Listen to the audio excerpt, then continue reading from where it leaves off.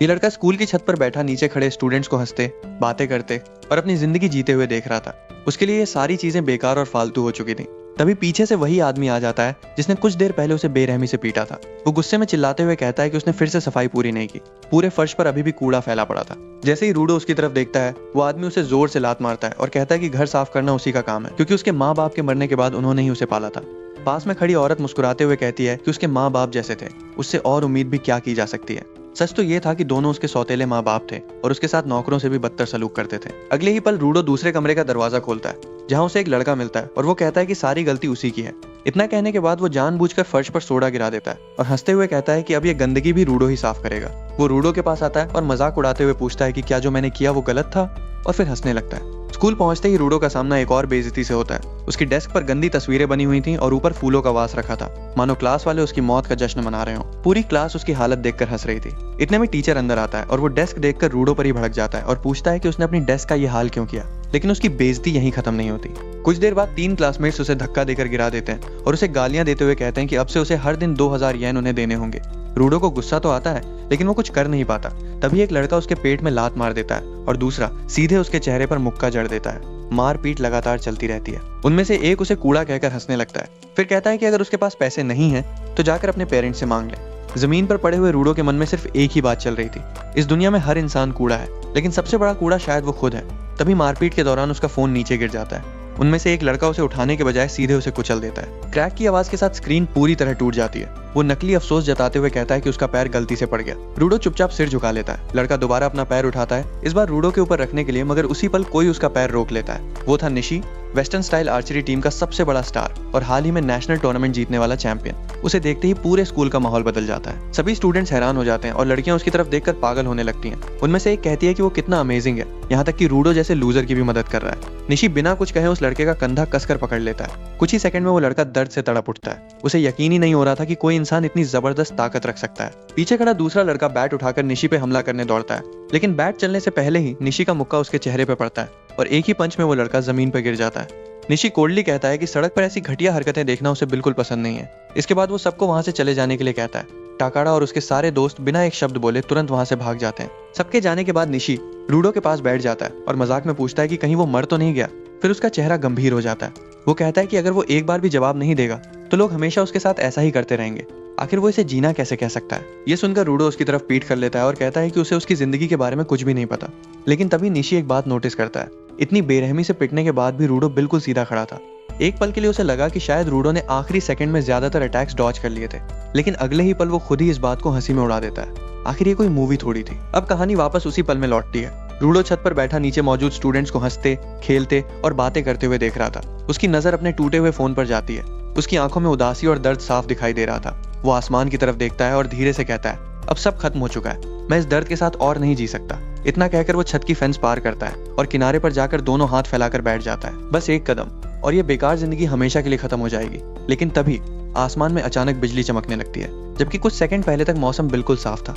आसमान में अजीब से सर्कल्स बनने लगते हैं और अगले ही पल उन सर्कल्स के अंदर से बाइनरी कोड की लंबी लंबी बर्ड्स आसमान से नीचे गिरने लगती हैं। जहां भी वो गिरती हैं वहां की बिल्डिंग्स तबाह होने लगती हैं। उसी समय पूरे शहर के फोन्स एक साथ अजीब आवाजें निकालने लगते हैं। लोग डर कर अपने फोन्स हाथ से गिरा देते हैं। रूडो हैरान था, आखिर साफ मौसम में इतनी भयानक बिजली कैसे आ सकती है और ये सब हो क्या रहा था। तभी उसकी नजर नीचे जाती है। एक स्टूडेंट डर के मारे चीख रहा था। उसके फोन की स्क्रीन पर बाइनरी कोड दौड़ने लगता है और कुछ ही सेकंड में वो कोड एक अजीब से बबल में बदल जाता है। बबल लगातार बड़ा होता जाता है और फिर उसके अंदर से एक भयानक मॉन्स्टर जन्म लेता है। उसके चेहरे पर डरावनी मुस्कान थी और उसकी नजर सीधे उस स्टूडेंट पर टिकी हुई थी। लेकिन असली डर अभी शुरू हुआ था, क्योंकि सिर्फ एक नहीं, पूरे शहर में सबके फोन्स के अंदर से ड्रैगन्स, गॉब्लिन्स और ना जाने कितने भयानक मॉन्स्टर्स बाहर निकलने लगे और देखते ही देखते उन्होंने इंसानों का शिकार शुरू कर दिया। छत पर खड़ा रूडो नीचे से आती मदद की चीखें सुनता है। उसकी नजर नीचे जाती है जहां स्टूडेंट्स अपनी जान बचाने के लिए भाग रहे थे, लेकिन कोई भी बच नहीं पा रहा था। एक एक करके सब उन भयानक मॉन्स्टर्स के हाथों मरते जा रहे थे। दुनिया के हर कोने में ऐसे ही रहस्यमयी मॉन्स्टर्स अचानक पैदा हो चुके थे। कुछ ही मिनटों में पूरी सिविलाइजेशन बिखर गई। जिस सोसाइटी को बनने में सदियां लगी थी, वो पलक झपकते ही खत्म हो गई। बाद में जब हिसाब लगाया गया तो पता चला कि उस दिन के बाद पूरी दुनिया की पॉपुलेशन 1/10 से भी कम रह गई थी। इस तबाही की शुरुआत आखिर कैसे हुई, इसका जवाब कई सालों तक किसी के पास नहीं था। फिर एक दिन कुछ लोगों ने उस सच्चाई का पता लगा लिया। शुरुआत में लोगों को बस इतना पता था कि सारे मॉन्स्टर्स लोगों के फोन्स के अंदर से निकले थे। बस यही एक सुराग था। लेकिन उसके बाद जो दुनिया बची, उसने उस दिन को एक नाम दिया, डे ऑफ जजमेंट। अब कहानी फिर उसी स्कूल की छत पर लौटती है। रूडो रेलिंग पर बैठा नीचे मची तबाही को देख रहा था। वो खुद से पूछता है कि क्या सच में फैंटेसी दुनिया के मॉन्स्टर्स पूरी इंसानियत का सफाया कर रहे हैं। अचानक उसके चेहरे पर मुस्कान आ जाती है। वो धीरे से कहता है, आखिरकार ये सब खत्म हो गया। नीचे वही लोग मदद के लिए चीख रहे थे जिन्होंने कभी उसका मजाक उड़ाया था, उसे पीटा था और उसे जीते जी नरक दिखाया था। उन्हें मॉन्स्टर्स के पंजों में तड़पते देखकर रूडो कहता है कि अच्छा हुआ, यही होना चाहिए था। जो लोग उसे हमेशा लूजर समझते थे अब वो खुद मौत के सामने रो रहे थे। उसके लिए वो सब सीधे नरक में जाएंगे।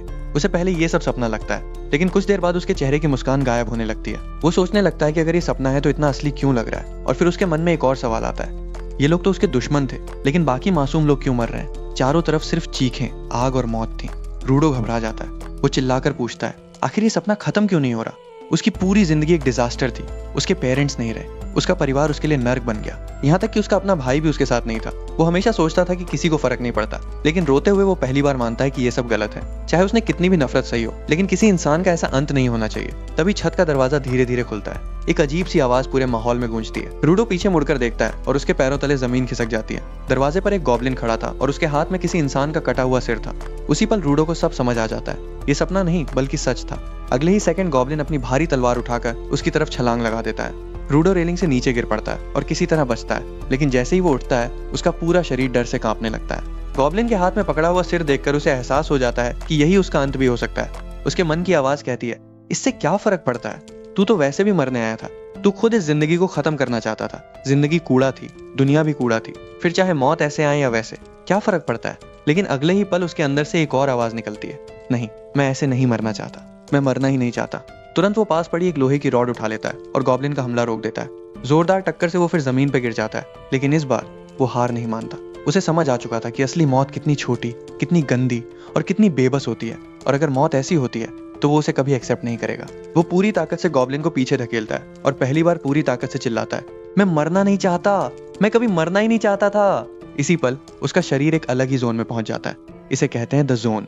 ये वो हालत होती है जहां इंसान का फोकस अपनी लिमिट से भी आगे निकल जाता है। उसका दिमाग और शरीर दोनों एकदम परफेक्ट सिंक्रोनाइजेशन में काम करने लगते हैं। उस पल रूडो को अपने आसपास की हर चीज पहले से कहीं ज्यादा साफ दिखाई देने लगती है। बिना सोचे उसका शरीर खुद सबसे सही फैसला लेने लगता है। अचानक वो गॉब्लिन की टांगों के बीच पूरी ताकत से वार करता है। मॉन्स्टर दर्द से संतुलन खोकर जमीन पर गिर जाता है। रूडो एक सेकंड भी बर्बाद नहीं करता। वो लोहे की रॉड दोनों हाथों से पकड़कर लगातार उसके सिर पर वार करने लगता है और तब तक मारता रहता है जब तक गॉब्लिन पूरी तरह हिलना बंद नहीं कर देता। तब तक मरता रहता है। सब खत्म होने के बाद रूडो वहीं खड़ा रहता है। उसे यकीन ही नहीं हो रहा था कि उसने सचमुच एक मॉन्स्टर को मार दिया।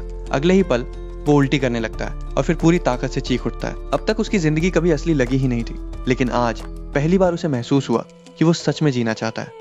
कुछ देर बाद रूडो धीरे धीरे अपनी आंखें खोलता है। कोई उसे आवाज दे रहा था। वो उठकर देखता है, सामने निशी खड़ा था। निशी मुस्कुराते हुए कहता है, अच्छा हुआ तुम जिंदा हो, तुम्हारे सिर से इतना खून बह रहा था कि मुझे लगा था तुम नहीं बचोगे। रूडो उसकी तरफ देखता है। उसे पहचानते ही धीरे धीरे उठने लगता है, लेकिन निशी तुरंत उसे रोकता है। वो कहता है, ज्यादा जोर मत लगाओ। रूडो फेंस के पार नजर डालता है और उसका दिल दहल जाता है। पूरा शहर आग की लपटों में जल रहा था। जहां तक नजर जाती सिर्फ धुआं, आग और तबाही दिख रही थी। आसपास कई स्टूडेंट्स जमीन पर बैठे हुए थे। हर किसी के चेहरे पर डर साफ दिखाई दे रहा था। उनमें टकाड़ा और उसके दोस्त भी थे जो कुछ देर पहले तक उसे पीट रहे थे। अब उनकी हालत देखकर लगता था जैसे डर ने उनकी सारी अकड़ छीन ली हो। सकुरा बार बार कह रही थी कि यह सब नामुमकिन है। उसी समय पीई टीचर उयामा अपना हाथ उसके कंधे पर रखकर कहता है, घबराओ मत, सब लोग साथ रहो, मैं तुम सबकी रक्षा करूंगा, मैं किसी को कुछ नहीं होने दूंगा। लेकिन उसकी बातों के बाद भी सकुरा के चेहरे से डर बिल्कुल भी कम नहीं हुआ। ये सब देखकर बाकी लड़कियां आपस में फुसफुसाने लगती हैं। वो कहती हैं कि पीई टीचर जिस तरह सकुरा को देख रहा है उसकी नीयत बिल्कुल साफ नहीं लग रही है। उन्हें उसके लिए बुरा महसूस होने लगता है। उधर रूडो की नजर सामने पड़े सामान के बड़े ढेर पर जाती है। तभी निशी बताता है कि वो एक बैरिकेड है। जो भी सामान उन्हें स्कूल में मिला सबको जोड़कर उन्होंने उसे बनाया था ताकि मॉन्स्टर्स ऊपर तक ना पहुंच सकें। जब हमला शुरू हुआ था तब हर कोई जान बचाकर भागा था और आखिर में सब इसी छत पर आकर छिप गए। अपना हाथ चेहरे पर रखते हुए रूडो धीरे से कहता है, स्कूल में अभी भी कुछ लोग नीचे फंसे हुए हैं। इतने में बैरिकेड के दूसरी तरफ से मदद की चीखें सुनाई देने लगती हैं। कुछ स्टूडेंट्स किसी तरह सीढ़ियां चढ़कर ऊपर तक पहुंच गए थे और रोते हुए दरवाजा खोलने की भीख मांग रहे थे, लेकिन उयामा और दूसरे स्टूडेंट्स साफ मना कर देते हैं। वो कहते हैं कि अगर बैरिकेड हटाया तो मॉन्स्टर्स भी अंदर आ जाएंगे। निशी धीरे से सिर झुका लेता है। वो कहता है कि जब तक मैं यहाँ पहुंचा तब तक दूसरी तरफ से सिर्फ चीखें सुनाई दे रही थी। आज भी मुझे अफसोस है कि मैं उन्हें बचा नहीं पाया, लेकिन अगर मैंने बैरिकेड खोल दिया होता तो शायद हम में से भी कोई जिंदा नहीं बचता। रूडो उसकी तरफ देखता है और कहता है, ये तुम्हारी गलती नहीं थी। कोई भी इंसान ऐसा अंत नहीं चाहता। मैंने भी बस जिंदा रहने की पूरी कोशिश की थी। इतना कहकर निशी की नजर जमीन पर पड़े गॉब्लिन की लाश पर जाती है। वो हैरानी से पूछता है, क्या ये मॉन्स्टर तुमने मारा है? उसकी आवाज कांप रही थी। वो कहता है कि उसने तो ऐसा करने के बारे में सोचा भी नहीं था। अगर उसके अंदर भी रूडो जैसी हिम्मत होती तो शायद वो उन स्टूडेंट्स को बचा सकता था। तभी नीचे से फिर शोर सुनाई देता है। उयामा सबको इकट्ठा करके कहता है कि सबसे पहले हमें समझना होगा कि आखिर हुआ क्या है। सकुरा अपना फोन निकाल कर दिखाती है। शुरुआत में वो ठीक चल रहा था, लेकिन अब पूरी तरह बंद हो चुका था। दूसरे स्टूडेंट्स भी अपने फोन निकालते हैं। हर किसी का फोन डेड था। रूडो अपना टूटा हुआ फोन देखता है। वो तो पहले ही बेकार हो चुका था। उयामा परेशान होकर कहता है कि अब तो हम मदद के लिए किसी को कॉल भी नहीं कर सकते। पूरा माहौल फिर से खामोश हो जाता है। रूडो अपने मन में सारी बातें जोड़ने लगता है। मॉन्स्टर्स, फोन्स और ये हमला, इन सब का आपस में कोई ना कोई कनेक्शन जरूर है। लेकिन तभी उसे एक बात याद आती है, उसके फोन से तो कोई मॉन्स्टर निकला ही नहीं था। क्या सिर्फ इसलिए क्योंकि उसका फोन पहले ही टूट चुका था? उधर उयामा कहता है कि ऐसे सोचने से कुछ नहीं होगा। फिलहाल सबसे सही फैसला यही है कि सब यहीं बैठे रहें। वो कहता है कि पुलिस या डिफेंस फोर्स जरूर आएगी, बस उन्हें इंतजार करना है। फिर वो सबकी तरफ देखकर पूछता है कि क्या सबको उसकी बात समझ आ गई? लेकिन तभी रूडो उसकी बात काट देता है। वो पूछता है कि क्या आप सच में ऐसा सोचते हैं?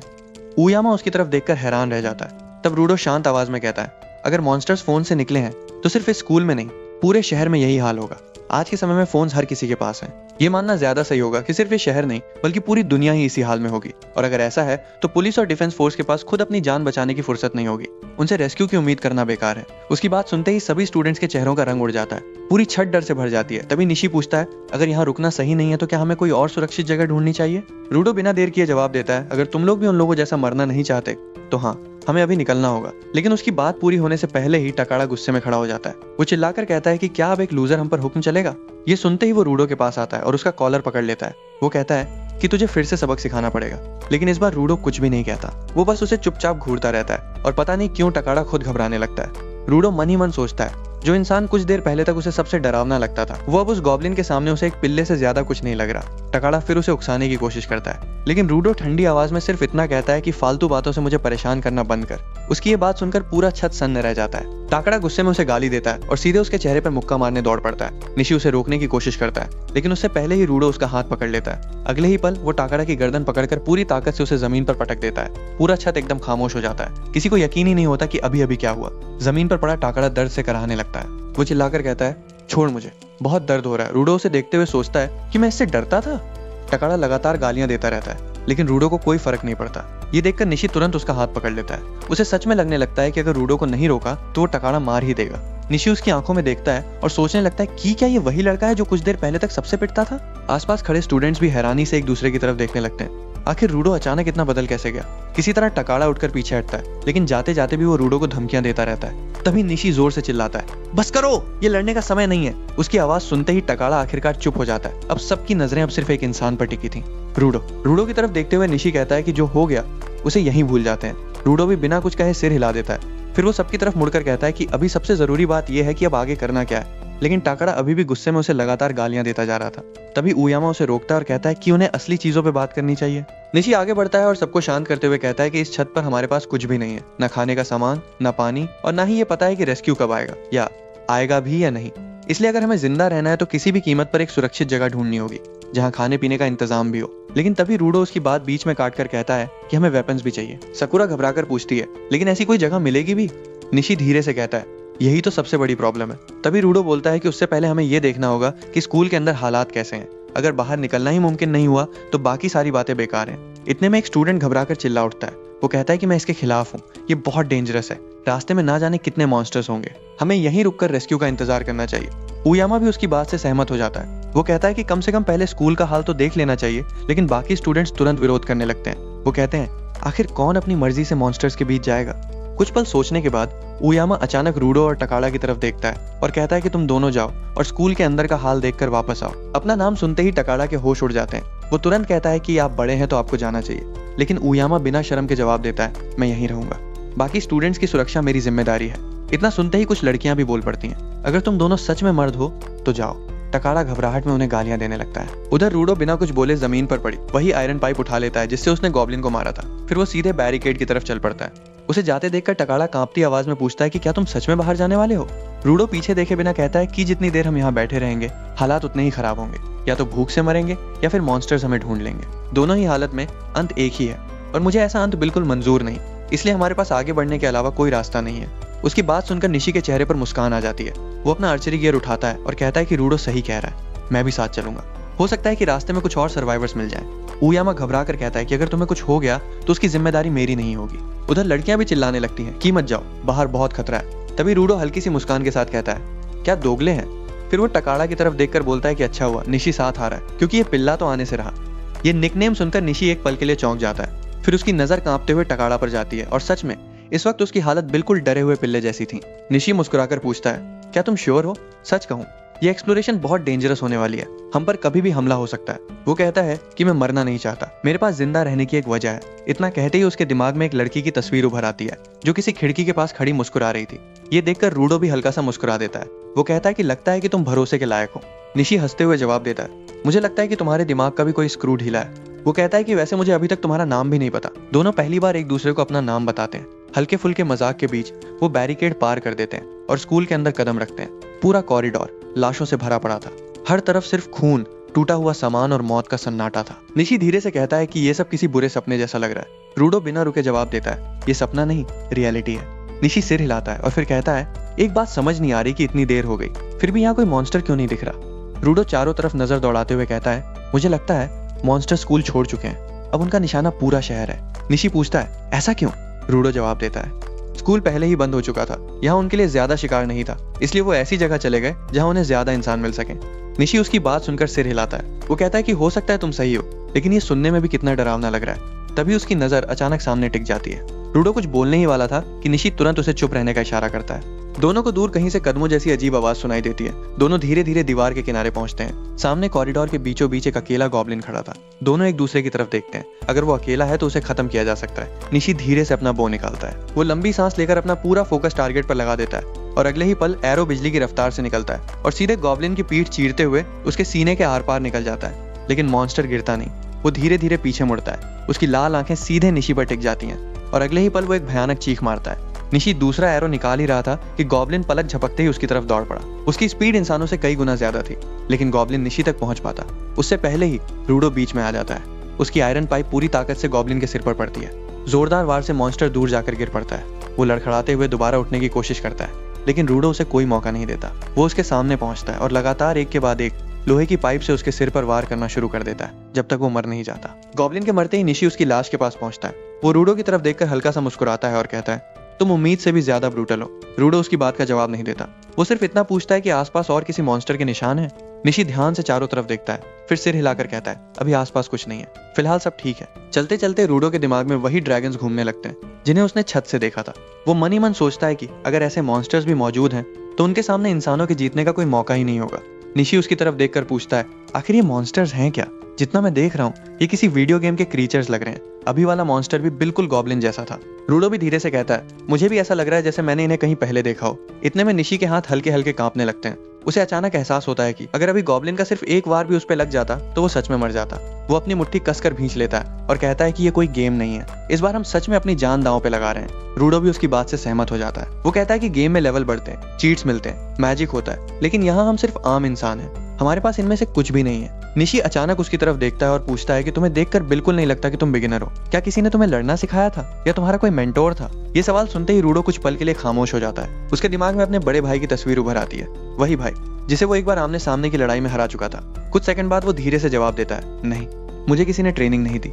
निशी हैरानी से पूछता है, अगर तुम इतने केपेबल हो तो फिर उन बुलीज से मार क्यों खाते रहे? रूडो हल्की सी मुस्कान के साथ जवाब देता है, सच कहूं तो मुझे खुद भी नहीं पता। दोनों आगे बढ़ते रहते हैं। कुछ देर बाद उन्हें एक कमरा दिखाई देता है, लेकिन वो रुके बिना आगे निकल जाते हैं। चलते चलते निशी धीरे से कहता है, अजीब बात है, पूरा फ्लोर बिल्कुल शांत है, लगता है छठी मंजिल पर सिर्फ वही गॉब्लिन था। रूडो समझाते हुए कहता है, इस फ्लोर पर ज्यादातर ट्रेनिंग रूम्स हैं, इसलिए यहाँ लोग भी कम थे, लेकिन नीचे वाले फ्लोर्स पर हालात अलग हो सकते हैं। दोनों सीढ़ियों की तरफ बढ़ते हैं। नीचे उतरने से पहले रूडो अचानक रुक जाता है। वो कहता है, एक बार अपने ऑब्जेक्टिव साफ कर लेते हैं। सबसे पहले हमें स्कूल के अंदर की सिचुएशन समझनी है। निशी उसकी बात आगे बढ़ाते हुए कहता है, और ये भी पता लगाना है कि स्कूल में कितने सर्वाइवर्स बचे हैं, साथ ही कि कौन कौन से एस्केप रूट्स अभी भी खुले हैं। हमें जितनी ज्यादा इन्फॉर्मेशन मिलेगी उतना बेहतर फैसला ले पाएंगे। रूडो सिर हिलाता है और फिर कहता है कि सबसे जरूरी बात, हमें जिंदा वापस लौटना है। अगर कभी ऐसी सिचुएशन आए जहाँ किसी एक को छोड़कर आगे बढ़ना पड़े तो बिना हिचक ऐसा करना, अपनी जान पहले बचाना। माहौल हल्का करने के लिए वो हंसते हुए कहता है कि इमरजेंसी में कोई किसी से नाराज नहीं होगा। उसकी बात पूरी भी नहीं हुई थी कि नीचे किसी लड़की की मदद के लिए चीख सुनाई देती है।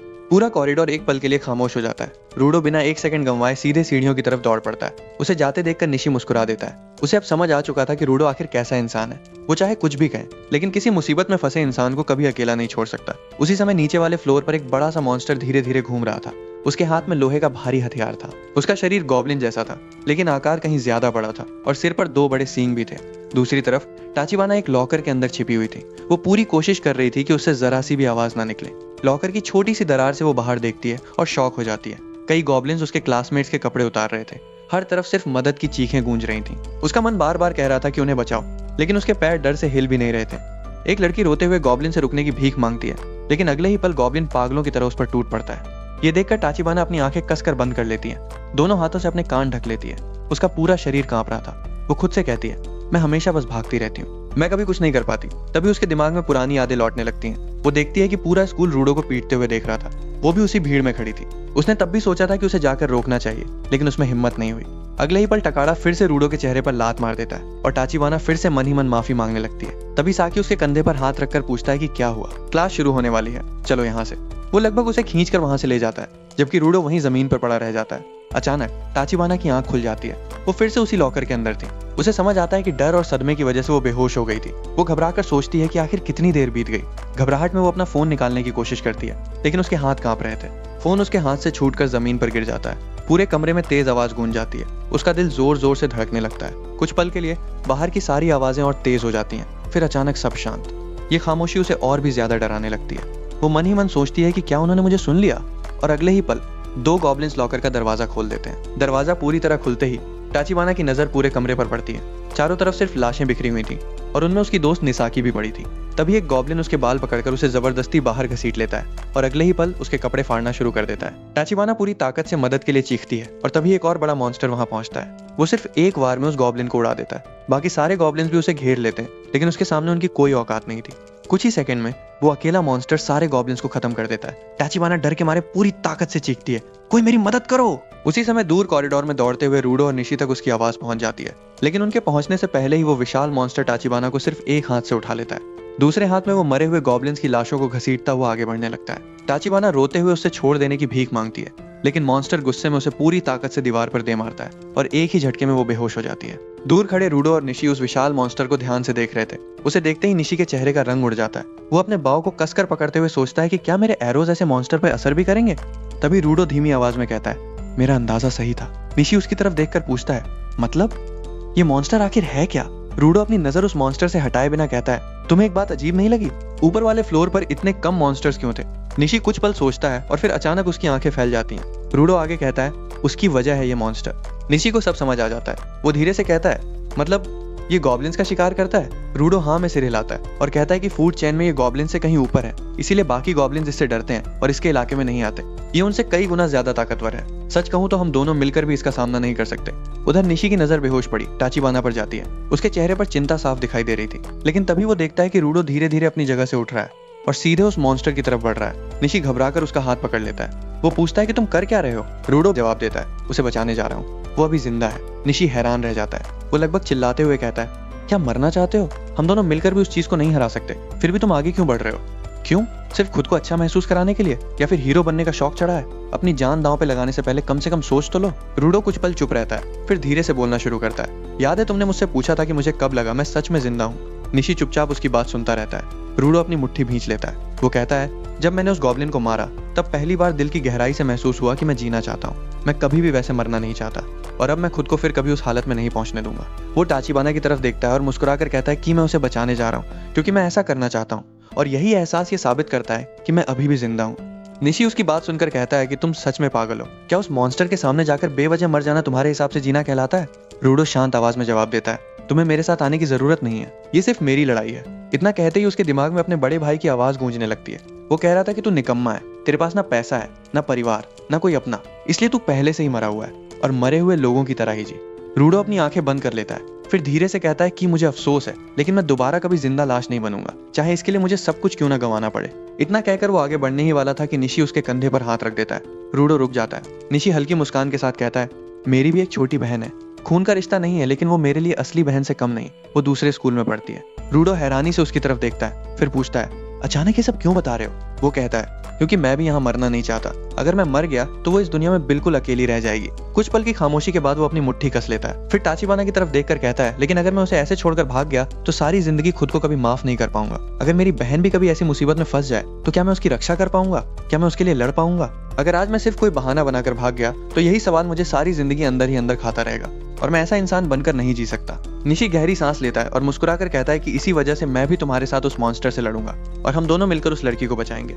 रूडो उसकी तरफ देखकर हल्का सा मुस्कुराता है और कहता है कि हम दोनों अपनी अपनी सेल्फिश वजहों से एक बहुत बड़ी बेवकूफी करने जा रहे हैं। तुम श्योर हो ना? निशी हंस पड़ता है। वो कहता है, तुम्हारे दिमाग में तो पहले से ही कुछ गड़बड़ है और तुम्हारे साथ साथ रहकर मेरे दिमाग भी खराब हो गए हैं। आखिर एक आदमी की अपनी भी तो प्राइड होती है। निशी पूछता है कि सीधे सामने से लड़ना तो सुसाइड होगा, तो तुम्हारे दिमाग में क्या चल रहा है? रूडो धीरे से मुस्कुराता है, अगर तुम मेरा साथ दो तो मेरे पास एक आइडिया है। उधर ताचिबाना की आंख खुलती है। वो खुद को एक मोटे लकड़ी के डंडे से बंधा हुआ पाती है। उसके आसपास कई मरे हुए गॉब्लिन्स भी उसी तरह बांधे हुए थे। विशाल मॉन्स्टर उन्हें आग पर सींग की तरह भून रहा था। अचानक उसकी नजर ताचिबाना पर पड़ती है। उसे एहसास हो जाता है कि लड़की होश में आ चुकी है। डर के मारे ताचिबाना जोर से चीख पड़ती है और यही आवाज रूडो और निशी के लिए सिग्नल बन जाती है। दोनों पूरी रफ्तार से दौड़ पड़ते हैं। दौड़ते हुए निशी कहता है, तुम्हारा प्लान सुनने के बाद मुझे पूरा यकीन हो गया है कि तुम सच में पागल हो। उधर ताचिबाना की आंखों से लगातार आंसू बह रहे थे। वो सोचती है कि अब मैं नहीं बचूंगी, ये मॉन्स्टर मुझे भी जिंदा जला देगा। वो रोते हुए बार बार कहती है कि मैं मरना नहीं चाहती। तभी मॉन्स्टर उसकी तरफ बढ़ने लगता है। वो लकड़ी का डंडा उठाकर उसे सीधे आग की तरफ ले जाने लगता है। जैसे जैसे लपटें करीब आती हैं, ताचिबाना डर से कांपने लगती है। लेकिन तभी दरवाजे पर एक परछाई दिखाई देती है। वो था रूडो। वो जोर से चिल्लाता है कि आंखें बंद कर लो। मॉन्स्टर तुरंत डंडा नीचे फेंक देता है और अपना बड़ा से हथियार उठाकर रूडो की तरफ दौड़ पड़ता है। लेकिन रूडो फायर एक्सटिंग्विशर निकलकर मॉन्स्टर के मुंह पर मारता है। कुछ सेकंड के लिए मॉन्स्टर पूरी तरह अंधा हो जाता है। यही मौका था। रूडो पूरी स्पीड से ताचिबाना के पास पहुंचता है और अपने चाकू से उसकी रस्सियां काटने लगता है। ताचिबाना उसे पहचानते ही धीरे से कहती है, रूडो। लेकिन रूडो उसकी तरफ देखे बिना जवाब देता है कि मैं तुम्हें नहीं जानता, बस तुम्हारी मदद कर रहा हूँ। वो मन ही मन सोचती है कि बिल्कुल उसे मुझे याद रखने की कोई वजह भी नहीं होगी। उधर उस चाकू से रस्सी कटती ही नहीं। रूडो तुरंत प्लान बी पर चला जाता है। वो अपनी पाइप जमीन पर जोर से मारता है। ये आवाज पहले से तय किया गया सिग्नल था। दूर खड़ा निशी तुरंत समझ जाता है। वो खुद से कहता है कि ये प्लान सच में पागलपन है, लेकिन अब पीछे हटने का वक्त नहीं। वो अपना बो संभालते हुए कहता है कि मुझे इस प्लान पर भरोसा नहीं है, लेकिन मैं अपनी पूरी कोशिश करूंगा। अगर एरो चूक गया तो मुझे दोष मत देना। उधर मॉन्स्टर की आंखों की रोशनी वापस आ चुकी थी। वो रूडो को लड़की के सामने खड़ा देखता है और गुस्से से ऐसी दहाड़ मारता है कि पूरे कमरे की खिड़कियां एक साथ टूट जाती हैं। रूडो अपनी आयरन पाइप कसकर पकड़ लेता है। वहीं मॉन्स्टर अपना हथियार ऊपर उठा चुका था। रूडो मन ही मन सोचता है, अगर एक भी गलती हुई तो सब खत्म। अगले ही पल मॉन्स्टर पूरी ताकत से वार करता है, लेकिन रूडो सीधे टक्कर लेने के बजाय उसके वार की दिशा बदल देता है। किरीटोशी, उसके पिता की सिखाई हुई केंडो टेक्निक। सीधे ताकत रोकने के बजाय वार को दूसरी दिशा में मोड़ देना। मॉन्स्टर का हथियार जमीन में धंस जाता है। रूडो खुद भी हैरान रह जाता है। वो मन ही मन कहता है कि काफी समय हो गया, लेकिन मेरे शरीर ने अभी तक ये टेक्निक नहीं भूली। अब दोनों के बीच असली लड़ाई शुरू हो चुकी थी। हर बार मौत लेकर आ रहा था। मॉन्स्टर लगातार अपना हथियार घुमा रहा था, लेकिन रूडो हर बार सीधे रोकने के बजाय उसकी दिशा बदल देता। कम से कम ताकत लगाकर ज्यादा से ज्यादा असर। यही मॉडर्न केंडो का असली सिद्धांत था। मौका मिलते ही वो मॉन्स्टर के पैरों पर वार करता है। उसी पल उसे अपने पिता याद आते हैं, जिन्होंने बचपन में उसे ये सारी टेक्निक सिखाई थी। रूडो मन ही मन कहता है कि थैंक्स पापा, अगर आपने मुझे ये सब नहीं सिखाया होता तो मैं आज यहाँ जिंदा नहीं होता। दूसरी तरफ ताचिबाना हैरानी से ये पूरी लड़ाई देख रही थी। उसे यकीन ही नहीं हो रहा था कि कोई इंसान ऐसे मॉन्स्टर का सामना भी कर सकता है। रूडो खुद को बार बार याद दिलाता है, ये कोई मार्शल आर्टिस्ट नहीं है, सिर्फ एक मॉन्स्टर है। इसके पास टेक्निक नहीं, सिर्फ ताकत है। गुस्से में मॉन्स्टर फिर हमला करता है। रूडो लगातार उसके सारे वार डिफ्लेक्ट करता रहता है। मौका मिलते ही वो मॉन्स्टर की कलाई पर जोरदार वार करता है। वो समझ चुका था ये मॉन्स्टर सिर्फ ताकत पर लड़ता है। उसके सारे अटैक्स एक जैसे भारी और बेहद सीधे थे। कुछ ही देर बाद रूडो पाइप घुमाकर उसके सिर पर भी एक वार कर देता है। मॉन्स्टर दर्द से दहाड़ उठता है। पहली बार वो थोड़ा लड़खड़ाता हुआ दिखाई देता है। ताचिबाना की आंखों में उम्मीद लौटने लगती है। उसे लगने लगता है कि शायद रूडो सच में जीत सकता है, लेकिन असलियत कुछ और थी। रूडो की सांसें तेज हो चुकी थी। उसके हाथ कांप रहे थे। वो मन ही मन सोचता है कि मैं सिर्फ बचाव कर रहा हूँ, फिर भी मेरा शरीर जवाब देने लगा है। मैं ज्यादा देर तक नहीं टिक पाऊंगा। कुछ सेकंड बाद मॉन्स्टर फिर संभल जाता है। रूडो समझ जाता है कि उसकी पूरी ताकत भी इस मॉन्स्टर के सामने काफी नहीं है। सीधे लड़कर जीतना नामुमकिन है। वो पीछे हटते हुए सिर्फ उसके अटैक्स डॉज करने लगता है और फिर अचानक उसके दिमाग में एक आइडिया आता है। वो जोर से मॉन्स्टर को आवाज लगाता है ताकि उसका ध्यान अपनी तरफ खींच सके। मॉन्स्टर फिर से गुस्से से भर उठता है। उसके कानों से धुआं निकलने लगता है, लेकिन तभी उसकी नजर ताचिबाना पर पड़ती है। अगले ही पल वो लकड़ी का पूरा डंडा, जिससे ताचिबाना अभी भी बंधी हुई थी, उठा लेता है और उसे ही हथियार बनाकर रूडो की तरफ दौड़ पड़ता है। रूडो के चेहरे का रंग उड़ जाता है। अब हालात सच में बहुत खराब हो चुके थे। मॉन्स्टर पूरे डंडे को झूले की तरह घुमाकर हमला करता है। बिल्डिंग के बाहर तक हर टक्कर की आवाज सुनाई दे रही थी। दीवारें टूट रही थी, सामान बिखर रहा था। रूडो किसी तरह उसकी स्पीड से तेज भागकर हर बार बचा रहा था, लेकिन हर बार ताचिबाना भी उसी डंडे के साथ हवा में झूल जाती। उसे एक पल के लिए लगा कि शायद रूडो उसे छोड़कर भाग गया और उसी पल उसके बचपन की यादें लौट आती हैं। वो खुद को एक छोटी बच्ची के रूप में देखती है। दो लड़के उसे घेर कर तंग कर रहे थे। वो रोते हुए एक कोने में बैठी थी। तभी एक लड़का उनके सामने आकर खड़ा हो जाता है। वो था रूडो। वो उन लड़कों से पूछता है कि एक छोटी लड़की को क्यों परेशान कर रहे हो। याद खत्म होती है। टाचिबाना की आंखों से आंसू बहने लगते हैं। उसे एहसास होता है कि रूडो हमेशा से ऐसा ही था। वो हमेशा अपनी जान की परवाह किए बिना दूसरों की रक्षा करता आया है। उधर दूर छिपा हुआ निशी पूरी लड़ाई देख रहा था। वो मन ही मन कहता है कि बस थोड़ा और रूडो, थोड़ा और रोक कर रखो, करीब 10 मीटर और। वो अपनी पोजीशन बदलते हुए धीरे धीरे आगे बढ़ने लगता है। अब सब कुछ इसी एक एरो पर निर्भर था। उधर रूडो लगातार भागते हुए मॉन्स्टर को अपनी तरफ खींच रहा था। मौका देखकर वो पूरी ताकत से पाइप घुमाता है, लेकिन इस बार उसका शरीर जवाब दे देता है। उसकी पकड़ ढीली पड़ जाती है और अगले ही पल मॉन्स्टर का वार सीधे उसके शरीर पर लगता है। रूडो कई मीटर दूर जाकर गिर पड़ता है। उसके मुंह से खून निकलने लगता है। टाचिबाना चीख उठती है। दूर खड़ा निशी भी ये सब देख लेता है। उसका दिल बैठ जाता है। उसे रूडो की बात याद आती है। सिर्फ एक मौका मिलेगा, एरो नहीं चूकना चाहिए। वो अपना बो कसकर पकड़ता है, लेकिन एंगल सही नहीं था, डिस्टेंस भी ठीक नहीं थी। अगर अभी एरो छोड़ा तो मिस होने का खतरा था। वो मन ही मन प्रार्थना करता है, बस थोड़ा और पास आ जाओ। लेकिन क्या इतना इंतजार करना रूडो की जान ले लेगा? तभी जमीन पर पड़ा रूडो पूरी ताकत से चिल्लाता है, मत चलाना एरो। निशी एकदम चौंक जाता है। उसे कुछ समझ नहीं आता। तभी रूडो फिर चिल्लाता है, कुछ मीटर और बस थोड़ा इंतजार करो। इतना कहकर वो फिर से खड़ा हो जाता है, एक बार फिर उस विशाल मॉन्स्टर के सामने। टाचिबाना रोते हुए लगातार उसका नाम पुकार रही थी, लेकिन मॉन्स्टर बिना रुके उसकी तरफ बढ़ता जा रहा था। रूडो की सांसें अब टूटने लगी थी। वो जोर जोर से खांसता है। उसके घुटने जवाब देने लगते हैं और आखिरकार वो एक घुटने पर गिर पड़ता है। मॉन्स्टर समझ जाता है अब शिकार खत्म होने वाला है। उसकी आंखों से बिजली जैसी चमक निकलने लगती है, लेकिन रूडो फिर भी हार नहीं मानता। वो कांपते हाथों से अपनी आयरन पाइप सामने उठा देता है। मन ही मन वो खुद से सिर्फ एक सवाल पूछ रहा था, क्या मैं इसे बस कुछ मीटर और अपनी तरफ खींच सकता हूँ? गुस्से से पागल हुआ मॉन्स्टर लगातार दहाड़ रहा था। उसकी हर रोर पहले से ज्यादा भयानक होती जा रही थी। दूसरी तरफ रूडो बिना पीछे हटे उसके सामने खड़ा था। दोनों के बीच की टक्कर रुकने का नाम ही नहीं ले रही थी। दूर खड़ा निशी भी उस दहाड़ की ताकत देखकर सिहर उठता है। उधर लकड़ी के डंडे से बंधी टाचिबाना रोते हुए चिल्लाती है, रूडो भाग जाओ, ये मॉन्स्टर तुम्हें मार देगा।